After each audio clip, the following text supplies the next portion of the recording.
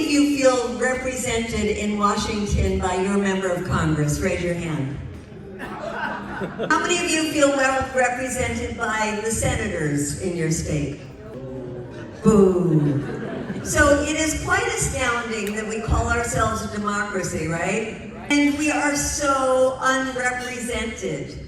You know, I have been going every day into the halls of Congress for the last almost a year now. And it is amazing that unlike in other countries, we can actually walk through the doors in Congress. We can get into their offices. But we have access, but we don't have influence. The influence is behind the closed doors. The influence is AIPAC. The influence is Christians United for Israel. The influence is the weapons industry. They're the ones who really have the influence. But we have to use what we can get. And the fact of the matter is that we do represent the masses of the American people, because the opinion polls have shown since October that the majority of Americans wanted a ceasefire. And even more interesting are polls, including a CBS poll that came out in June, that showed the majority of Americans don't want to send weapons to Israel. And that is both Republicans and Democrats. And when you look at just the Democrats, it's 71% of Democrats.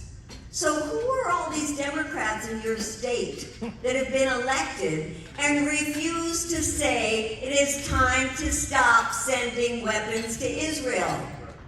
Those are undemocratic Democrats because they are not representing the will of the people. And I want to thank all of you in the room. Who here has ever made a call or a visit to a representative? Please raise your hand. Wow. That's almost everybody here. And I want to thank you for it because I see the difference in Congress. For example, Congresswoman Rosa DeLauro, who is not great, we all know that, but she's very important.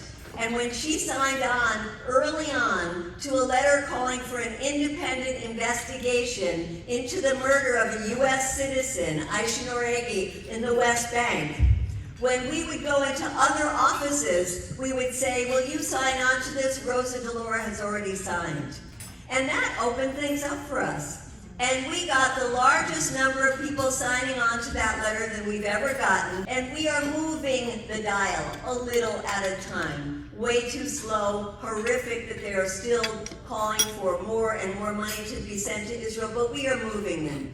And somebody you really, really need to move now is Chris Murphy. He's been to the Middle East, he knows the Middle East, he is movable. And we need to make him go with Bernie Sanders on this joint resolution of disapproval to say, stop sending weapons to Israel. It is you young people, it is the students. These people in Congress are going to be the last ones to move, but it is the young people who are really going to change our country. It is going to be the divestment, the sanctions, the boycotts, the protests. That is what's going to move them. So let's keep it up. Free, free Palestine.